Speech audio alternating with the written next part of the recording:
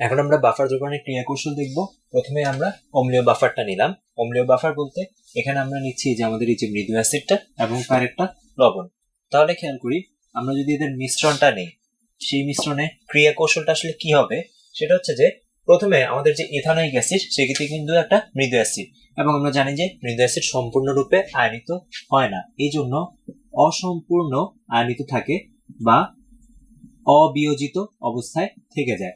অর্থাৎ দেখা যায় যে আমি যদি 100টা ইথানোয়িক অ্যাসিড নিই, তার থেকে হয়তো মাত্র একটা আমার ইথানয়েটে পরিণত হচ্ছে বা তার থেকেও কম হচ্ছে, তার কারণে ওদের বিয়োজনের পরিমাণটা অনেক কম বা বিয়োজন মাত্রাটা অনেক কম, সেটা আমরা দেখেছি। এবং এই জন্য কিন্তু আমরা এখানে উভমুখী সাইনটা ব্যবহার করেছি। অর্থাৎ এই বিক্রিয়াটা সম্পূর্ণ বিক্রিয়া না, ঠিক একইভাবে আমার সামনে থেকে পিছনের দিকে যেমন যাচ্ছে, পেছন থেকে সামনের দিকে আসছে। আচ্ছা, আর যদি এই যে অ্যাসিডের লবণটার যদি একটু খেয়াল করি, এটা হচ্ছে আমাদের সোডিয়াম ইথানয়েড, সে কিন্তু হচ্ছে একটা তীব্র আয়নিক লবণ। আর এই যে তীব্র আয়নিক হওয়ার কারণে এই বিক্রিয়াটা কিন্তু একটা সম্পূর্ণ বিক্রিয়া।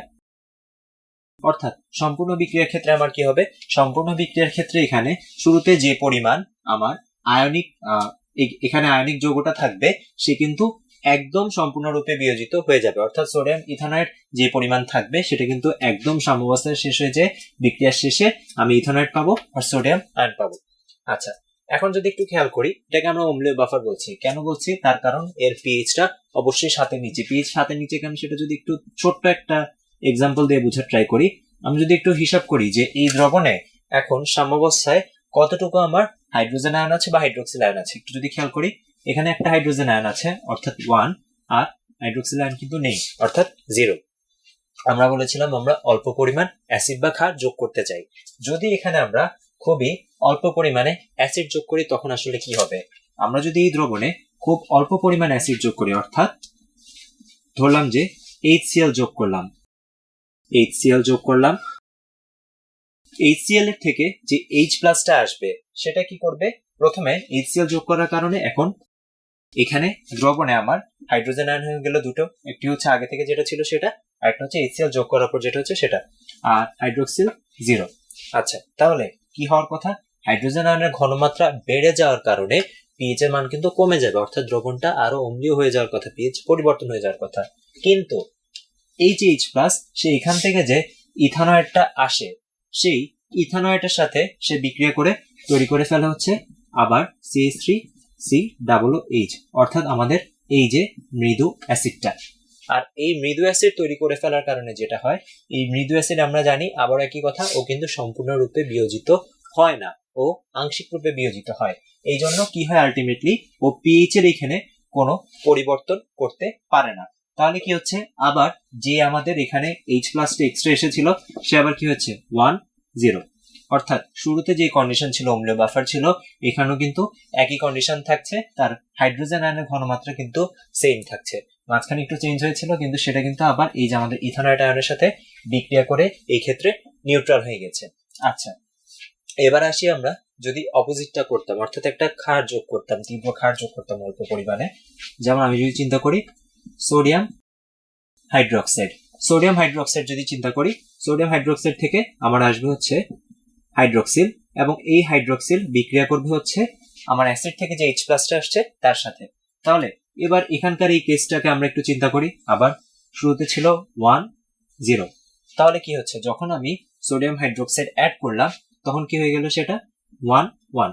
তার মানে এখন কি হচ্ছে, আমার হাইড্রোজেন আয়ন আর হাইড্রোক্সিল আয়ন যেহেতু বেড়ে গিয়েছে, এই ক্ষেত্রে পিএইচটা কি হওয়ার কথা, বেড়ে যাওয়ার কথা। কিন্তু এই ক্ষেত্রে আমাদের যেটা হচ্ছে যে হাইড্রোজেন আর হাইড্রোক্সিল আয়ন বিক্রিয়া করে তৈরি করছে পানি, অর্থাৎ পানি তৈরি হয়ে যাওয়ার কারণে কিন্তু আবার এরা দুইজনই 0, 0 হয়ে গেল, যেহেতু এখন হাইড্রোজেন আর হাইড্রোক্সিল বিক্রিয়া করে পানি তৈরি করে ফেলেছে। কিন্তু আমরা যেটা বলেছিলাম যে শুরুতে কিন্তু এই বিক্রিয়াটা অসম্পূর্ণ ছিল, এবং এটাই হচ্ছে আমাদের বাফার দ্রবণ তৈরি করার ক্ষেত্রে কেন মৃদু অ্যাসিড বা ক্ষার নিয়ে কাজ করতে হবে সেই ব্যাপারটা। আমি যদি একটা তীব্র অ্যাসিড বা ক্ষার নিতাম, তখন কিন্তু বিক্রিয়া করে শুরুতেই আমার সবগুলা প্রোটন এখানে চলে আসতো, আমার এখানে পরবর্তীতে ব্যাকআপ দেওয়ার মতো কোনো প্রোটন থাকতো না। কিন্তু এই ক্ষেত্রে যেটা হচ্ছে যে মৃদু অ্যাসিড ব্যবহার করার কারণে এই যে আমাদের হাইড্রোক্সিলের সাথে বিক্রিয়া করে যে ঘাটতিটা তৈরি হলো, ও যেহেতু অসম্পূর্ণ অবস্থায় থাকে, তাই ও আবার বিক্রিয়া করে কিছু পরিমাণ প্রোটন দিয়ে দিবে, যে ঘাটতিটা এখানে তৈরি হয়েছে। তাহলে সিচুয়েশন যেটা হবে, আবারও 1, জিরো হয়ে যাবে। তাহলে আমরা কি দেখতে পাচ্ছি, শুরুর সিচুয়েশন আর লাস্টের যে সিচুয়েশন আবারও আগের মতো সেম, অর্থাৎ বাফার দ্রবণে আমি অ্যাসিড বা ক্ষার যেটাই অ্যাড করি না কেন এই ক্ষেত্রে কিন্তু ওর হাইড্রোজেন আয়নের ঘনমাত্রাটা চেঞ্জ হচ্ছে না। আর হাইড্রোজেন আয়নের ঘনমাত্রা চেঞ্জ না হওয়া কি মিন করে, পিএইচ চেঞ্জ হচ্ছে না, অর্থাৎ সেখানে বাফার বা রেজিস্ট্যান্সটা প্রদান করতে সক্ষম হয়েছে। এবার আমরা আসি, আমি যদি এই অম্লীয় বাফারটার পিএইচ ক্যালকুলেট করতে চাই সেটা আমরা কিভাবে করব, অর্থাৎ এই কম্বিনেশনটার জন্য যদি আমি ক্যালকুলেট করতে চাই, এখানে হচ্ছে আমাদের ইথানোয়িক অ্যাসিডের একটা বাফার, তাই ইথানোয়িক অ্যাসিড নিয়ে কথা বলছি আমরা। ও যেহেতু দ্রবণে আছে, আমরা জানি যে দ্রবণে আয়নিত হয়েও CH3COO মাইনাস H3O প্লাস এই দুইটা আয়ন তৈরি করবে। সো এই ক্ষেত্রে আমি যদি এই বিক্রিয়ার জন্য সাম্যাবস্থায় সাম্যদ্রব্যক নির্ণয় করতে চাই, সেটা কি হবে, কে, যেহেতু অ্যাসিডের জন্য তাই কে লিখতে পারি, CH3COO অর্থাৎ উৎপাদের ঘনমাত্রা ডিভাইড বাই বিক্রিয়কের ঘনমাত্রা। আমরা জানি ঘনমাত্রা শুধুমাত্র জলীয় অবস্থার জন্য প্রযোজ্য, পানি যেহেতু লিকুইড অবস্থায় থাকে তাই এখানে আমরা ওর ঘনমাত্রা 1 ধরে নিয়েছি। আচ্ছা, তো এই ক্ষেত্রে আমাদের কনসার্ন কিন্তু হচ্ছে মেইনলি এই যে হাইড্রোনিয়াম আয়নের ঘনমাত্রা। আমরা জানি হাইড্রোনিয়াম আয়ন যে কথা, হাইড্রোজেন আয়ন একই কথা, তার ঘনমাত্রা নিয়ে। সো এখানে আমরা ওকে যদি এক পাশে নিয়ে আসে আমরা লিখতে পারি এই ক্ষেত্রে ওর ঘনমাত্রা সমান হবে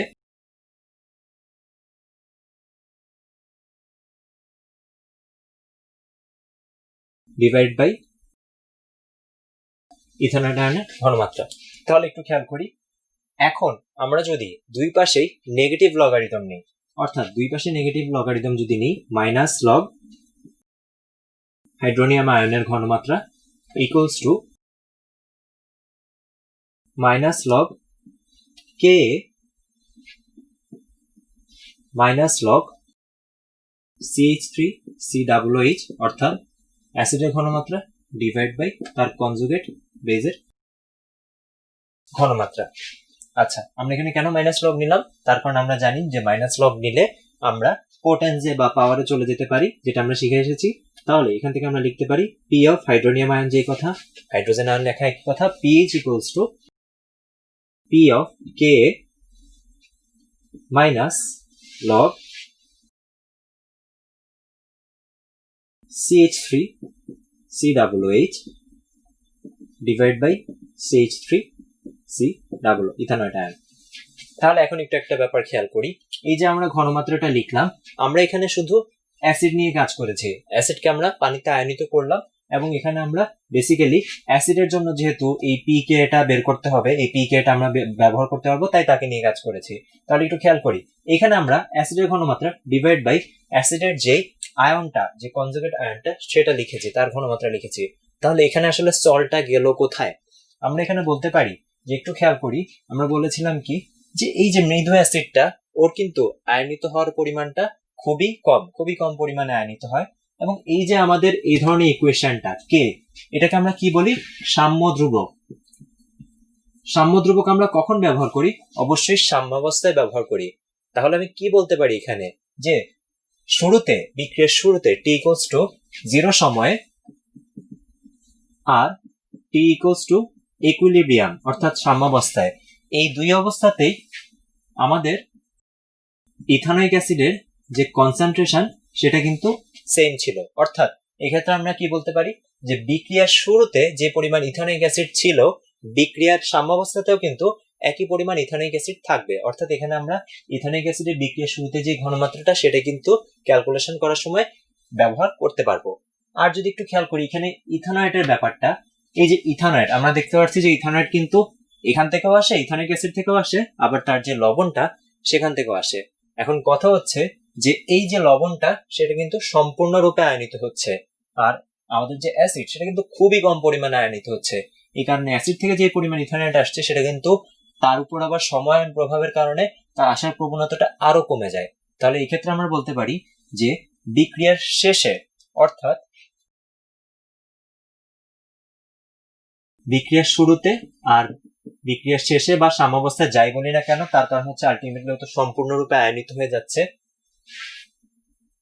আমাদের concentration of molarity of CH3COONA অর্থাৎ সোডিয়াম ইথানয়েটের সেটাও কিন্তু সেম থাকছে। এই জন্য আমরা এই যে সমীকরণটা সেটাকে আরেকটু মডিফাই করে লিখতে পারি pH equals to pKa minus log acid divided by salt অর্থাৎ অ্যাসিডের ঘনমাত্রা ডিভাইড বাই সল্টের ঘনমাত্রা।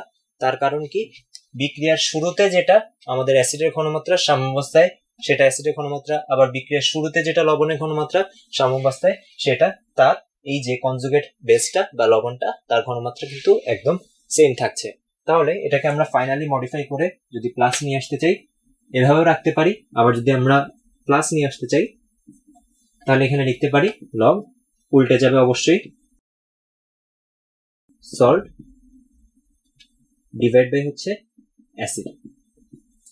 এবং এটাকে আমরা কি হিসেবে চিনি, আমাদের যে বহুল পরিচিত ম্যাথ করার জন্য হেন্ডারসন হ্যাসেলবাক সমীকরণ আছে সেটা।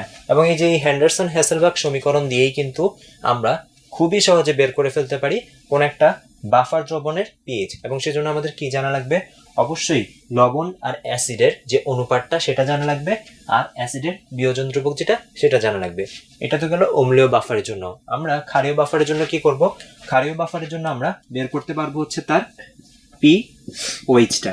আর পিওএইচ ক্যালকুলেট করার সময় আমি এখানে অবশ্যই অ্যাসিডের বিয়োজন ধ্রুবক বসাবো না, ক্ষারের যে মৃদু ক্ষার তার বিয়োজন ধ্রুবক বসাবো পিকেবি প্লাস হচ্ছে লগ, এখানে সল্ট উপরে ডিভাইড বাই হচ্ছে যেহেতু ক্ষারীয় বাফার তাই এখানে হচ্ছে যে মৃদু ক্ষারটা তার ঘনমাত্রা। তাহলে এই দুইটাই হচ্ছে আমাদের হ্যান্ডারসন হ্যাসেলবাক সমীকরণ। এবং এখান থেকে যদি আমি পিওএইচ বের করে ফেলতে পারি তাহলে আমরা জানি যে আমি যদি এই মানটাকে 14 থেকে বাদ দিই তাহলে সেটার জন্য আমরা পিএইচও বের করে ফেলতে পারবো। তাহলে বেসিক্যালি এই সমীকরণের মাধ্যমে আমরা বাফার দ্রবণের জন্য পিএইচ বের করি। এখন কথা হচ্ছে যে এই যে তাদের মধ্যে একটা রেশিও দেখতে পাচ্ছি, সল্ট আর অ্যাসিডের মধ্যে যে রেশিও বা সল্ট আর বেজের মধ্যে যে রেশিও, আরো সহজভাবে বললে দুইটা কনজুগেট অ্যাসিড বেজের মধ্যে, এই দুটাও কিন্তু কনজুগেট অ্যাসিড বেজ, এই দুটাও কনজুগেট অ্যাসিড বেজ আমরা দেখে আসলাম যেটা, এদের মধ্যে যেই রেশিও ঘনমাত্রার রেশিওটা সেটাকে আমরা কিন্তু এখন থেকে ম্যাথগুলো করার জন্য, অ্যাডমিশনের ম্যাথগুলো করার জন্য আরো সহজভাবে এভাবে লিখতে পারি লগ, ঘনমাত্রা না লিখে আমরা এখানে লিখতে পারি মোল, n equals to n salt, ঘনমাত্রার জায়গায় লিখলাম n salt, n of salt, mole of salt, আর এখানে n of base অর্থাৎ ক্ষারের মোল, আর হচ্ছে যে আমাদের যে লবণ তার মোল। ঠিক একইভাবে এখানেও লিখতে পারি pH সমান pKa plus log n of salt divide by n of acid। তার কারণ কি, আলটিমেটলি আমাদের যে অ্যাসিড আর লবণ বা ক্ষার আর লবণটা যেই পাত্রে আছে সেই পাত্রের আয়তন কিন্তু সমান, আর পাত্রের আয়তন যদি সমান হয় আমরা জানি যে আমাদের n equals to c by v, ঘনমাত্রা ডিভাইড বাই আয়তন। পাত্রের আয়তনটা যদি কনস্ট্যান্ট হয় সেক্ষেত্রে আমরা লিখে ফেলতে পারি যে c সমানুপাতিক হবে n এর, অর্থাৎ মোলারিটি বা ঘনমাত্রা কিন্তু আলটিমেটলি মোল সংখ্যার সমানুপাতিক। এখন এই মোল সংখ্যা দিয়ে ম্যাথটা করলে আসলে আমাদের কি সুবিধা হচ্ছে, সেটা হচ্ছে যে অনেক ক্ষেত্রে ক্যালকুলেশনগুলো ইজি হয়ে যাচ্ছে, বা যে কোনো একটা কিছু ডাটা দেওয়া থাকলে সেটাকে কনভার্ট করা ইজিয়ার। আমরা একটু মনে রাখবো যে কেমিস্ট্রিতে আমরা যে চ্যাপ্টারই করি না কেন সব সময় মোল নিয়ে কাজ করাটা সুবিধাজনক, কারণ মোল হচ্ছে সবচেয়ে ভালোভাবে কনভার্টেবল, ওকে অনেক কিছুতেই কনভার্ট করা যায়। এবং এখানে যদি আমরা একটু খেয়াল করি আমরা এখানে লিখতে পারি n equals to w by m, n equals to s into v, n equals to লিখতে পারি আমরা n ডিভাইড বাই na। অর্থাৎ বাফার দ্রবণে যেভাবে ডাটাটা দেওয়া থাকুক না কেন, দেওয়া থাকতে পারে তাদের ভর, দেওয়া থাকতে পারে তাদের মোলার ঘনমাত্রা বা আয়তন, ইভেন যদি পরমাণু সংখ্যাও দেওয়া থাকে বা অনুসংখ্যা দেওয়া থাকে আমরা কিন্তু সেখান থেকেও মোল সংখ্যাটা বের করে এই হেন্ডারসন হ্যাসেলবাক ইকুয়েশনে ব্যবহার করতে পারি। আচ্ছা, এখন আমরা দেখব এই যে রেশিওটা হেন্ডারসন হ্যাসেলবাকে, এই যে সল্ট আর বেজের যে রেশিওটা বা সল্ট আর অ্যাসিডের যে রেশিওটা সেটা কিভাবে আমার পিএইচ কন্ট্রোলে ভূমিকা রাখে। আমরা একটু খেয়াল করি যে এখানে আমাদের টোটাল যে পিএইচ সেটা কিন্তু নির্ভর করছে তাদের অনুপাতের উপর, যে বাফার দ্রবণের পিএইচ বা পিএইচ কত হবে সেটা কিন্তু শুধুমাত্র এই জিনিসের অনুপাতের উপর নির্ভর করছে। এখন কথা হচ্ছে কেন? তার কারণ হচ্ছে আমি যদি একটা নির্দিষ্ট বাফার দ্রবণের কথা চিন্তা করি, ওই নির্দিষ্ট বাফার দ্রবণে আমার এই যে অ্যাসিড বা বেসটা কিন্তু নির্দিষ্ট, এবং ওই নির্দিষ্ট অ্যাসিড বা বেসের জন্য কিন্তু তার পিকে এর মানটাও নির্দিষ্ট। অর্থাৎ কে এর মান নির্দিষ্ট, বিয়োজন ধ্রুবক নির্দিষ্ট, তার মানে পিকেও নির্দিষ্ট। অর্থাৎ আমি যদি চিন্তা করি যে এই ক্ষেত্রে ভেরিয়েবল যদি ফিক্স থাকে তাহলে এই দুইটা জিনিসের মান নির্দিষ্ট। অর্থাৎ পিএইচ এর মান পিকে এর মানের উপর সরাসরি এখানে নির্ভর করছে না, তার কারণ পিকে এর মান চেঞ্জ হচ্ছে না একটা নির্দিষ্ট অ্যাসিডের জন্য। তাহলে এই অনুপাতটা অবশ্যই এখানে খেয়াল করার মতো। আমরা এখানে ঘনমাত্রা নিয়ে যদি একটু দেখাই, যে যদি এমন হয় আমি একটা বাফার দ্রবণ নিলাম যেখানে কিনা এই যে আমাদের সল্ট আর অ্যাসিড সেটার ঘনমাত্রা সমান, যদি ঘনমাত্রা সমান হয় তখন কি হবে? ঘনমাত্রা যদি সমান হয় তখন আমরা জানি যে রেজাল্ট আসবে হচ্ছে 1, আর আমরা যদি ওখানে log 1 বসাই, log 1 এর ভ্যালু আসবে 0, আর যদি সেটা 0 হয় তখন আমাদের এখানে পিএইচ সমান হবে পি কে। অর্থাৎ একটা অ্যাসিডের বিয়োজন ধ্রুবকের যেই পি নিব সেটা কিন্তু তার পিএইচ এর সমান আসছে। অর্থাৎ এই ক্ষেত্রে আমরা বলতে পারি যে এই যে এই দ্রবণটার তার বাফার ক্ষমতা সর্বাধিক। অর্থাৎ যদি আমরা এই সমান পরিমাণে নিতে পারি, অর্থাৎ সমান ঘনমাত্রা নিতে পারি, সেই ক্ষেত্রে সে ভালো বাফার ক্ষমতা দেখাবে। অর্থাৎ তার মধ্যে যদি আমি একটা অ্যাসিড বা ক্ষার মেশাই তাহলে কিন্তু এখানে তার বাধা প্রদান করার ক্ষমতা বা রেজিস্ট্যান্স ক্ষমতাটা বেশি থাকবে।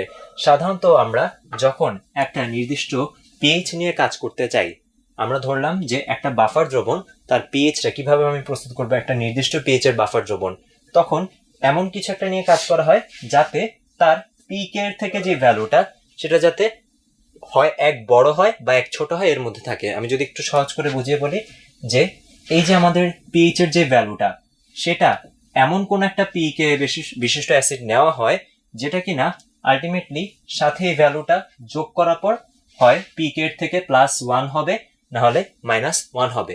এবং সেটা তখনই সম্ভব যদি আমার এই রেশিওটা হয় 10 গুণ। অর্থাৎ এটা যদি 10 গুণ হয়, সাপোজ ধরলাম এটা 10 গুণ, তখন কি হবে আমার? এটা হয়ে যাবে log 10, আর log 10 মানে যেহেতু 10 ভিত্তিক লগারিদম, এটা হয়ে যাবে আমার 1। অর্থাৎ তখন পিএইচটা কি হবে? পিএইচ হবে পি কে এ প্লাস 1। অর্থাৎ পিকে এর চেয়ে পিএইচ এর ভ্যালুটা এক বেশি আসতে পারে। আবার আমরা যেটা করতে পারি, এমনও নিতে পারি যে 10 ভাগের 1 ভাগ। অর্থাৎ এই রেশিওটা হবে হয় 10 বা 0.1 এর মাঝামাঝি। 10-এর চেয়ে বেশি হতে পারবে না, আবার 10 ভাগের 1-এর চেয়ে কম হতে পারবে না। যদি 10 ভাগের 1 নিই তখন কি হবে? 10 ইনভার্স 1। 10 ভাগের 1 মানে হচ্ছে 10 ইনভার্স 1। সেই ক্ষেত্রে কি হবে? -1। অর্থাৎ এই ক্ষেত্রে পিএইচ হবে পি কে এ -1।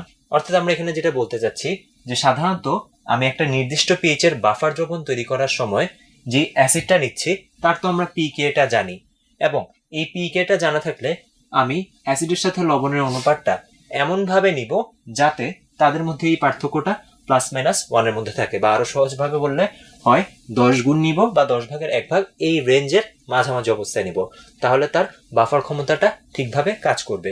কারণ আমি চিন্তা করি যে এই যে আমরা বললাম যে বাইরে থেকে একটা অ্যাসিড যোগ করলাম এবং দেখলাম যে সেই অ্যাসিডটা নিউট্রাল করে দিচ্ছে, এখানে যদি আমি অনেক বেশি পরিমাণ অ্যাসিড যোগ করতাম তখন কিন্তু সে এই নিউট্রাল করার কাজটা করতে পারতো না, তখন ওই যে অতিরিক্ত পরিমাণ অ্যাসিডটা কিন্তু রয়ে যেত। তাহলে অবশ্যই এই জিনিসটা আমাদের খেয়াল রাখতে হবে। এখন আমরা দেখব যে কিভাবে হেন্ডারসন-হেসেলবাগ সমীকরণ দিয়ে এই বাফার দ্রবণের পিএইচটা নির্ণয় করা যায়। এখন আমরা বাফার দ্রবণ সংক্রান্ত কিছু ম্যাথমেটিক্যাল প্রবলেম দেখব। আমাদের প্রথম এক্সাম্পলটা, এটা বইয়ের ভর্তি পরীক্ষায় 17-18 সালে এসেছিল। এখানে যেটা বলা হচ্ছে যে একটু আমরা মার্ক করতে করতে যাব। 400 মিলিলিটার একটা আয়তন দেওয়া আছে, 0.1 মোলার একটা ঘনমাত্রা দেওয়া আছে। সোডিয়াম হাইড্রোক্সাইডের সাথে 600 মিলিলিটার, আবার এখানে আরেকটা আয়তন দেওয়া আছে, বলা হচ্ছে যে ঘনমাত্রা 0.2 মোলার ইথানোয়িক অ্যাসিড যোগ করে বাফার দ্রবণ তৈরি করা হচ্ছে। এর পিএইচটা কত? অর্থাৎ এখনো কিন্তু আমাদের বাফার দ্রবণটা তৈরি হয় নাই, বা আমরা এখানে যে ডাটাগুলো দেওয়া আছে সেটা কিন্তু আমাদের ডাটা না। তার কারণ আমাদের কাজ কি? আমাদের কাজ হচ্ছে একটা মৃদু অ্যাসিডের সাথে, মৃদু অ্যাসিড তো আছে কিন্তু মৃদু অ্যাসিডের লবণটা নাই বা তার যে কনজুগেট বেসটা সেটা নাই। তাহলে আমাদের যেটা করতে হবে, ফার্স্টে দেখতে হবে যে এই দুইটা অ্যাসিড ক্ষার বিক্রিয়া করে কি অবশিষ্ট থাকে, বিক্রিয়া শেষে কি থাকে, এবং সেটা যদি আমরা দেখি, আমরা এখানে যেটা হিসাব করতে হবে যে মোল নাম্বারটা। আমি যদি হিসাব করি N of NaOH sodium hydroxide, আমরা দেখবো যে সোডিয়াম হাইড্রোক্সাইড কতটুকু থাকে, তাহলে কতটুকু বিক্রিয়া করছে। মোল নাম্বার বের করতে হলে আমরা জানি যে V ইন্টু S, এটা হচ্ছে আমাদের সূত্রটা। তাহলে সোডিয়াম হাইড্রোক্সাইডের জন্য আয়তন, এবং অবশ্যই আমরা বলেছি এখানে আয়তনটা কি হয়, লিটারে হয়, তাহলে 400 মিলিলিটার, লিটারে হবে 0.4 ইন্টু ঘনমাত্রা হচ্ছে 0.1, অর্থাৎ এটা আসবে 0.04। যেহেতু মোল বের করছি আমরা, তাই একক হবে 0.04 মোল হবে এখানে। আচ্ছা, এবার যদি আমরা বের করতে চাই ইথানোয়িক অ্যাসিডের জন্য, তাহলে সেটা হচ্ছে আবারও VL ইন্টু S, এবং দুইটাই হবে ইথানোয়িক অ্যাসিডেরটা। এই ক্ষেত্রে দেওয়া আছে 600 মিলিলিটার, অর্থাৎ 0.6 ইন্টু 0.2, এখানে আসবে 0.12 মোল। আচ্ছা, এখন এই যে বাফার দ্রবণ তৈরি করতে বলা হয়েছে, এই বাফার দ্রবণটার কারেন্ট সিচুয়েশন বা কারেন্ট কন্ডিশনটাকে আমরা যদি একটু বোঝার ট্রাই করি, এখানে বিক্রিয়া করছে ইথানোয়িক অ্যাসিড আর সোডিয়াম হাইড্রোক্সাইড, তারা বিক্রিয়া করে তৈরি করবে হচ্ছে সোডিয়াম ইথানয়েড, সাথে হচ্ছে পানি। এখন এই ব্যাপারটা তো আমরা দেখেই বুঝতে পারছি যে তারা 1:1:1:1 অনুপাতে বিক্রিয়া করছে, অর্থাৎ তাদের স্টয়কিওমেট্রিক যে রিলেশনটা সেটা হচ্ছে এরকম। আচ্ছা, সো এই ক্ষেত্রে যেটা বুঝতে পারছি আমরা যে 1 মোল ইথানোয়িক অ্যাসিডের সাথে 1 মোল সোডিয়াম হাইড্রোক্সাইড বিক্রিয়া করে কিন্তু আমার 1 মোল সোডিয়াম ইথানয়েডই তৈরি করবে। কিন্তু এখানে একটু দেখি যে আমাদের যে ইথানোয়িক অ্যাসিডের মোল নাম্বার 0.12, সেটা বড় হচ্ছে 0.04, অর্থাৎ সোডিয়াম হাইড্রোক্সাইডের মোল নাম্বারের চেয়ে। তার মানে সোডিয়াম হাইড্রোক্সাইডটা কিন্তু এখানে কি বলতে পারি আমরা, লিমিটিং বিক্রিয়ক। লিমিটিং বিক্রিয়ক কোনটা, যেটা আগে শেষ হয়ে যাবে। অর্থাৎ এই ক্ষেত্রে যদি একটু খেয়াল করি যে কি হবে, আমার 0.04 এর সাথে 0.04 মোল বিক্রিয়া করবে অ্যাসিডের সাথে ক্ষার, বিক্রিয়া করে কি তৈরি করবে, আমার 0.04 মোল লবণ তৈরি করবে। তাহলে আমরা এই যে 0.04 পাচ্ছি, এটা কার জন্য পাচ্ছি, এটা কিন্তু আমরা এন অফ সল্টটা পেয়ে গেলাম আমাদের হেন্ডারসন হেসেলবাদ ইকুয়েশনে। তাহলে এটা হচ্ছে আমাদের এন অফ সল্টটা। তাহলে আমাদের এন অফ অ্যাসিডটা কি হবে, এন অফ অ্যাসিডটা যদি একটু খেয়াল করি, এখানে শুরুতে ছিল 0.12, বিক্রিয়া করেছে 0.04, ঠিক আছে। আমরা ওই যে আইস মেথডে যদি যাই, শুরুতে ছিল এই যে ICE, শুরুতে ছিল হচ্ছে আমাদের এখানে ইনিশিয়ালি ভ্যালুটা ছিল 0.12, বিক্রিয়া করলে 0.04, এবং বিক্রিয়া শেষে এখানে থাকবে 0.08। তাহলে এই 0.08 যে মোল সংখ্যাটা, বিক্রিয়া শেষে কতটুকু অবশিষ্ট থাকবে, আর আমরা জানি যেটা বিক্রিয়া শেষে থাকছে 0। তাহলে এই ক্ষেত্রে এটাই হবে কিন্তু আমার এন অফ অ্যাসিড। তাহলে এখন যদি আমরা আমাদের হেন্ডারসন হেসেলবাদ ইকুয়েশনে চলে যাই, যেটা একটু আগে দেখলাম, P of H equals to P of Ka plus log, অবশ্যই আমরা এই গন্ডগোলটা করবো না, প্লাস মাইনাস চিহ্ন খেয়াল রাখবো। যদি মাইনাস হয় তখন অ্যাসিড উপরে সল্ট নিচে, বা বেজ উপরে সল্ট নিচে, আর যদি এটা প্লাস হয় তখন কিন্তু সল্টটা সবসময় উপরে থাকবে। আমরা অনেকেই এই সহজ জানা সূত্রটা কিন্তু পরীক্ষার সময় ভুল করে ফেলি, এই ব্যাপারটা একটু খেয়াল রাখবো। আচ্ছা, তাহলে এখানে হবে N of salt divide by N of acid. আর যদি এখন আমরা মানগুলো বসিয়ে দিই, আমরা এখানে পিএইচ নির্ণয় করতে চাচ্ছি এই বাফার দ্রবণের জন্য। পিকে দেওয়া আছে 4.76 plus log n of salt 0.04, আর এন অফ অ্যাসিড হচ্ছে আমাদের 0.08। ক্যালকুলেশন করে আমি এখানে পিএইচ পেয়ে যাব 4.46, অর্থাৎ এটাই হচ্ছে আমাদের এই যে বাফার দ্রবণটা, এই বাফার দ্রবণের জন্য আমাদের পিএইচ এর মানটা। এবার আমরা আমাদের পরের এক্সাম্পলটা যাই। এখানে একটু অন্যরকম, এটা এখানে অন্য আরেকটা ডাটা চাওয়া হয়েছে, এখানে সরাসরি পিএইচটা জানতে চাওয়া হয় নাই। পরের দুইটা এক্সাম্পলে আমরা একটু দেখবো যে যখন পিএইচ বা পিওএইচটা দেওয়া থাকবে তখন কিভাবে আমি ম্যাথগুলো করবো। আচ্ছা, বলা যে 10 পিওএইচ, অর্থাৎ আমরা একটু মার্ক করতে করতে যদি যাই, এটা একটা ডাটা দেওয়া, 10 পিওএইচ এর একটি বাফার তৈরি করতে হলে 50 সেন্টিমিটার কিউব, অর্থাৎ একটা ভি দেওয়া আছে, 0.05 মোলার একটা এস দেওয়া আছে। ফর্মিক অ্যাসিডের সাথে কত সেন্টিমিটার কিউব, অর্থাৎ আরেকটা ভি জানতে চাওয়া হয়েছে যে কত সেন্টিমিটার কিউব, 0.10 মোলার, অর্থাৎ আমাদের তার যে কনজুগেট বেসটা, বুঝতেই পারছি যে ফর্মিক অ্যাসিডের কনজুগেট বেস এখানে সোডিয়াম ফরম্যাট, সেটা দেওয়া আছে বা সল্টটা দেওয়া আছে, এর এসটাও দেওয়া আছে, দ্রবণ যোগ করতে হবে। এবং এই ক্ষেত্রে কে অফ ফর্মিক অ্যাসিড দেওয়া 1.8 ইন্টু 10⁻⁴। তাহলে আমরা যদি একটু সূত্রের দিকে তাকাই যে সূত্রের কোন কোন ডাটা এখানে দেওয়া, যেহেতু একটা অ্যাসিডিক বাফার, আমরা এখানে পিএইচ দিয়ে কাজ না, আমাদের লাগবে অবশ্যই কিন্তু তার পিএইচটা, এবং পিএইচটা বের করা কঠিন কিছু না। 10 আছে, আমরা জানি যে 14 থেকে 10 বাদ দিলে কিন্তু আমি পিএইচটা পেয়ে যাব। তাহলে পিএইচটা এই ক্ষেত্রে হবে 4, pH equals to p K plus log, খেয়াল রাখবো উপরে হচ্ছে salt, n of salt divided by N of acid. তাহলে এখানে পিএইচ এর মানটা হচ্ছে যে 14 থেকে 10 গেলে 4, আমি একেবারেই লিখলাম। পি কে হচ্ছে লগ কে এর ভ্যালুটা, অর্থাৎ অ্যাসিডের জন্য যেহেতু, তাই এই ভ্যালুটা এখানে বসবে 1.8 ইন্টু 10⁻⁴ প্লাস হচ্ছে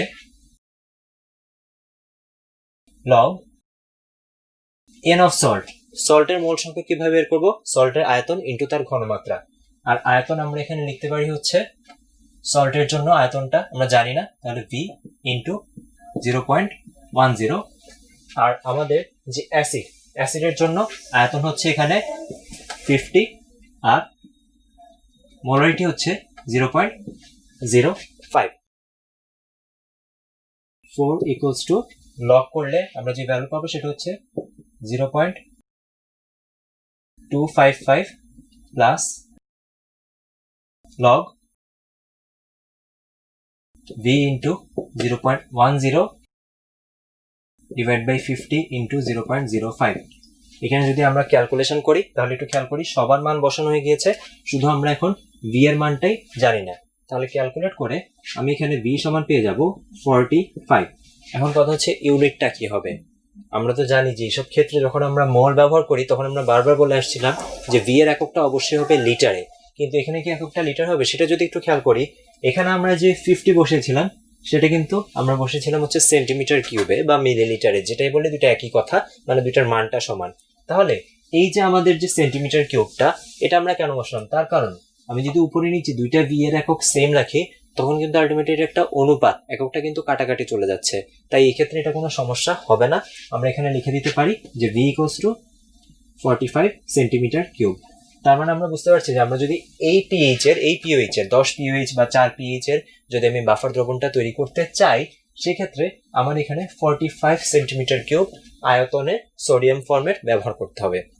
আমাদের পরের এক্সাম্পলটা, এটা বইয়ের ভর্তি পরীক্ষায় 1-2 সালে এসেছিল, একটু খেয়াল করি, একটু ডিফারেন্ট লাগতে পারে, যে রক্তের পিএইচ বলা আছে 7.4, আর বলা হচ্ছে যে বাইকার্বনেট আর কার্বনিক অ্যাসিডের অনুপাত কত। কে দেওয়া আছে, অবশ্যই কে এটা এখানে কার জন্য দেওয়া? রক্তের জন্য দেওয়া, যেহেতু রক্তের পিএইচ বলা আছে এবং রক্তে এই অনুপাতটা জানতে চাওয়া হচ্ছে। তাহলে একটু খেয়াল করি, রক্তে যে বাফার সিস্টেমটা এক্সিস্ট করে সেটা হচ্ছে H2CO3 bicarbonate buffer system create করে। অর্থাৎ আমরা বুঝতে পারছি যে এখানে আমাদের যেই মানটা জানতে চাওয়া হয়েছে, এই যে বাইকার্বনেট আর কার্বনিক অ্যাসিড, তাদের পারস্পরিক অনুপাতটা জানতে চাওয়া হয়েছে। তাহলে আমরা যদি রক্তের বাফার সিস্টেমের জন্য পিএইচ এর ফর্মুলাটা লিখে ফেলি, pH equals to p K A plus log, আমরা জানি সল্ট ডিভাইড বাই হচ্ছে অ্যাসিড, অর্থাৎ সল্টটা হচ্ছে এখানে বাইকার্বনেট আর অ্যাসিডটা হচ্ছে কার্বনিক অ্যাসিড। তাহলে এখানে যদি আমরা মানগুলো বসাই, পিএইচ প্রশ্নে দেওয়া আছে 7.4, পি কে অর্থাৎ এখানে কে এর মানটা দেওয়া আছে প্রশ্নে, যেটা হবে লগ 4.3 ইন্টু 10⁻⁷ প্লাস হচ্ছে লগ বাইকার্বনেট আয়নের ঘনমাত্রা ডিভাইড বাই হচ্ছে কার্বনিক অ্যাসিডের ঘনমাত্রা। এবং আমরা যদি এখানে আলটিমেটলি দেখি সবগুলো ডাটা কিন্তু বসানো হয়ে গিয়েছে, এবং আমাদের কাছে জানতে চাওয়া হয়েছে এই দুইজনের অনুপাত কত, এবং এই দুইজনের অনুপাত বলতে এই মানটা আমাদের কাছে জানতে চাওয়া হয়েছে। অর্থাৎ আমরা যদি আলটিমেটলি এই ভ্যালুটা থেকে লগ করে একে বিয়োগ করি, এবং দুই পাশে যদি আমি অ্যান্টি লগ নিয়ে নিই, অ্যান্টি লগ নিয়ে নিলে কিন্তু এই পাশের লগটা চলে যাবে, আমি শুধুমাত্র এই অনুপাতটা পেয়ে যাব। তাহলে সেই অনুপাতটা কত আসে? সেই অনুপাতটা থাকবে হচ্ছে বাইকার্বনেট ডিভাইড বাই হচ্ছে কার্বনিক অ্যাসিডের অনুপাত। এখানে আমাদের ভ্যালুটা আসবে 10.79, অর্থাৎ তাদের পারস্পরিক অনুপাত হচ্ছে 10.79:1। তাহলে আমরা যেটা বলতে চাচ্ছিলাম যে এখানে আমাদের লবণ আর অ্যাসিডের অনুপাত 10.79। প্রশ্নে যদি আমার উল্টাটা বলা থাকতো, অর্থাৎ কার্বনিক অ্যাসিড ও যদি বাইকার্বনেট অনুপাত বলা থাকতো, তখন কিন্তু আবার অনুপাতটা উল্টে যেত, অর্থাৎ 1:10.79 থাকতো। আর এখানে আরেকটা ব্যাপার যদি খেয়াল করি, আমরা যে বলেছিলাম 10 গুণ থাকতে পারবে বা 10 ভাগের 1 ভাগ থাকতে পারবে, এখানে কিন্তু সেই কন্ডিশনটা থেকে একটু বাইরে চলে গিয়েছে, ঠিক আছে। তাও মোটামুটি এই সিচুয়েশনটা কিন্তু খুব একটা হ্যাম্পার করছে না। তাহলে আমরা দেখলাম যে কিভাবে এই বাফার দ্রবণের জন্য হ্যান্ডারসন-হেসেলবাগ সমীকরণ দিয়ে আমরা প্রশ্নে দেওয়া ডাটার উপর ভিত্তি করে যেই কোনো কিছু পিএইচ, পিওএইচ বা ওদের মোল সংখ্যা বা ওদের আয়তন, ইভেন কি ওদের যে অনুপাত, সেটাও আমরা বের করে ফেলতে পারি। এখন আমরা আমাদের লাস্ট স্টেপটা দেখবো টাইপ 9। এটা হচ্ছে বাফার দ্রবণে অতিরিক্ত অ্যাসিড বা বেস যোগ করলে তার পিএইচটা কিরকম হবে সেটা। আমরা তো নর্মালি দেখছিলাম যে বাফার দ্রবণের পিএইচটা কিভাবে নির্ণয় করে সেটা। এখন আমরা একটু ডিফারেন্ট মানে তার আরেকটু স্টেপ আগে যে দেখবো যে বাফার দ্রবণে আমি যদি একটা অ্যাসিড বা ক্ষার যোগ করি, তখন সেই ক্ষেত্রে তার পরিবর্তিত পিএইচটা কেমন হয়। আমরা জানি যে পিএইচ চেঞ্জ হয় না, আর যদি চেঞ্জ হয় সেটাও খুব স্বল্প একটা লিমিটের মধ্যে চেঞ্জ হয়, এই লিমিটটা ফিক্স থাকে। তাহলে আমরা এখন দেখবো যে এই ক্ষেত্রে তার ক্রিয়া কৌশলটা কেমন হয়ে থাকে। ধরলাম যে আমাদের কাছে আমাদের একদম বহুল পরিচিত সেই বাফার দ্রবণ আছে ইথানোয়িক অ্যাসিড, আর তার লবণ সোডিয়াম ইথানয়েটের। এখন যদি এই বাফার দ্রবণের মধ্যে আমি ফার্স্টে চিন্তা করি যে একটা অ্যাসিড যোগ করব, অ্যাসিডটা ধরলাম যে HCl, এবং আমরা ক্রিয়া কৌশল থেকে দেখে এসেছি যদি HCl অ্যাড করি, অবশ্যই HClটা আরেকটা অ্যাসিডের সাথে বিক্রিয়া করবে না, অ্যাসিড অ্যাসিডের সাথে বিক্রিয়া করবে না, একজনের সাথে বিক্রিয়া করবে, তার সেটা হচ্ছে তার এই কনজুগেট বেসটার সাথে।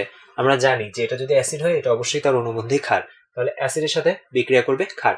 তাহলে যদি বিক্রিয়া করে ক্ষার কি হয় একটু খেয়াল করি, CH3COO অর্থাৎ সোডিয়াম ইথানয়েট, ওর সাথে যদি বিক্রিয়া করে হাইড্রোক্লোরিক অ্যাসিড HCl, এই ক্ষেত্রে তৈরি করবে CH3COOH অর্থাৎ ইথানোয়িক অ্যাসিড। তারা জাস্ট তাদের প্লাস মাইনাস আয়ন এক্সচেঞ্জ করবে, আর সোডিয়াম ক্লোরাইড।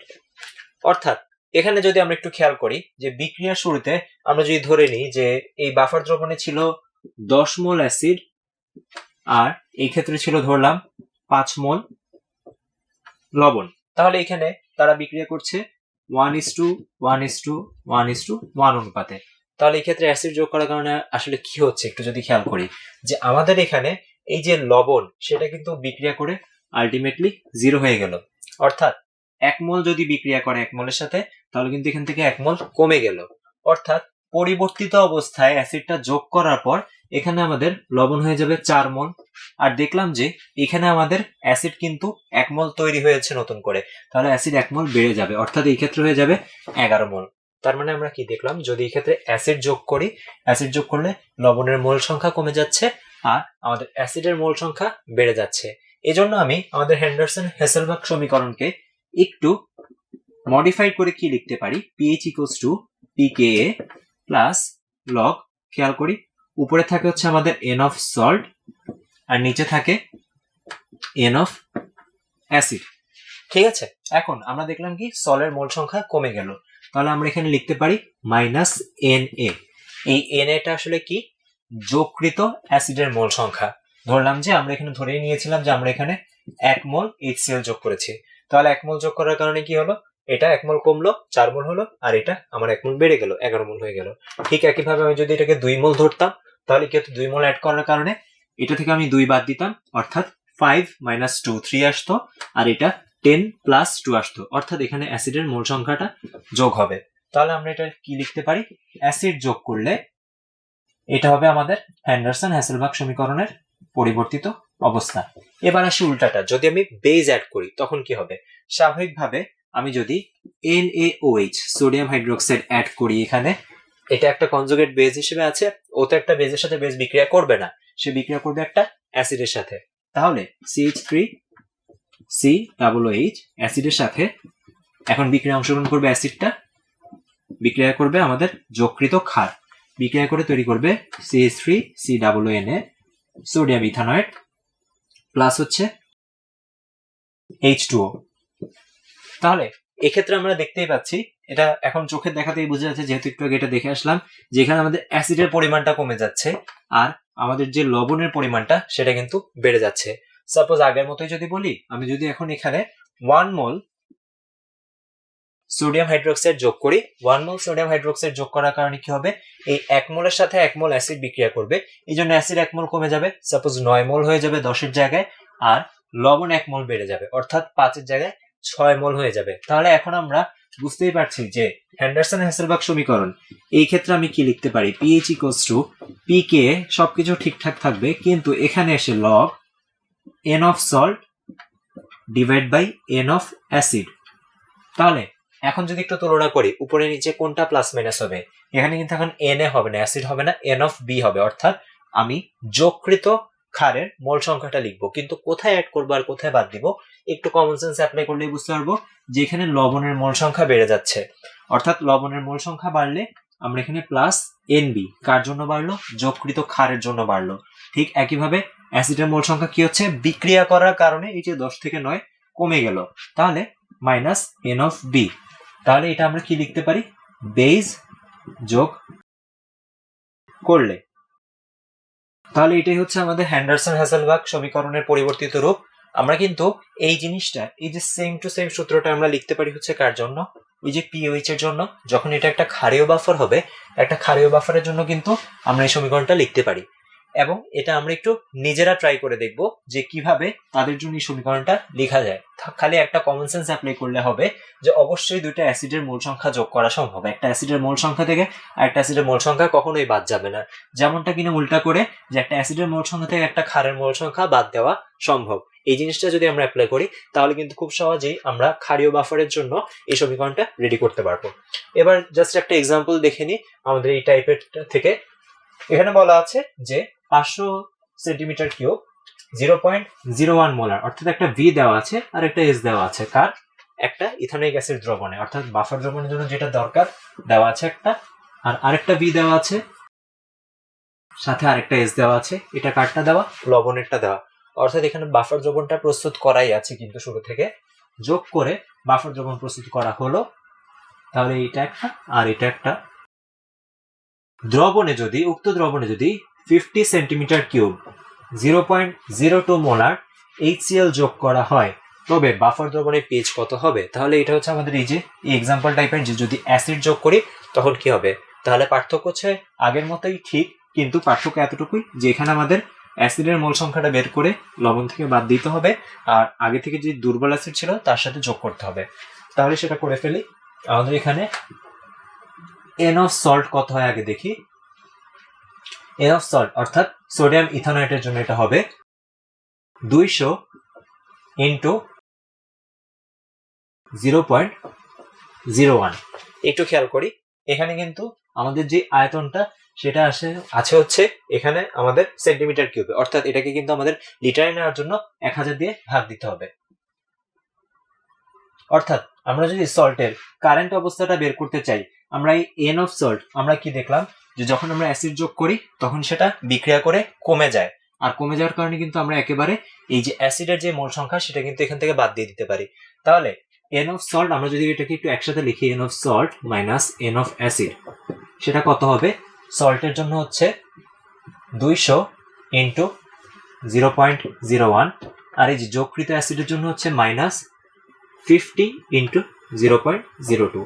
যেটা বলছিলাম আয়তনটা হচ্ছে সেন্টিমিটার কিউবে, আমরা যদি এটাকে লিটারে নিতে চাই তাহলে 1000 দিয়ে ভাগ দিয়ে দিতে হবে। এটা আসলে 1000 দিয়ে ভাগটা না দিলেও হবে, আমরা দেখবো কেন। তার কারণ হচ্ছে আলটিমেটলি কি, এখানে যখন আমি মোল সংখ্যায় নিয়ে আসছি অনুপাতটা কিন্তু এখানে কাটাকাটি চলে যাচ্ছিল। আচ্ছা ঠিক আছে, তাহলে আমরা একটু দেখি। ঠিক একইভাবে এন অফ অ্যাসিড প্লাস হচ্ছে এন অফ এ, অর্থাৎ নতুন অ্যাসিডটা যে তীব্র অ্যাসিডটা অ্যাড করলাম সেটা, এই ক্ষেত্রে হবে 500 ইন্টু 0.01 মাইনাস প্লাস হবে এখানে 50 ইন্টু 0.02 ইন্টু 1/1000। তাহলে আমাদের হেন্ডারসন-হ্যাসেলবাগ সমীকরণ অনুসারে pH equals to pK plus log n of salt minus Na divided by n of acid plus Na। এবং আমরা এখানে পিএইচটা বের করতে চাচ্ছি। প্রশ্নে দেওয়া আছে আমাদের পিকে এর মান, যেটা হচ্ছে 4.38 প্লাস এখান থেকে যদি আমরা ক্যালকুলেট করি তাহলে n of salt minus Na এটাও পেয়ে যাব, ঠিক একইভাবে n of acid plus Na সেটাও কিন্তু আমরা এখান থেকে পেয়ে যাব। এবং আমরা আলটিমেটলি লিখতে পারি এখানে আমাদের এই যে পিএইচ সেটা ক্যালকুলেট করলে বের হবে 3.60। তাহলে আমরা দেখলাম যে কিভাবে এখানে যদি এই মানগুলো আমি বসিয়ে দিই তাহলে 4.38 থেকে লগের যে ভ্যালুটা আসবে সেটা মাইনাস আসবে এবং এখানে আমরা পিএইচ এর মানটা পেয়ে যাব। এভাবে আমরা কিভাবে অ্যাসিড বা ক্ষার অতিরিক্ত যোগ করা হলে বাফার দ্রবণের পিএইচটা গণনা করতে পারি।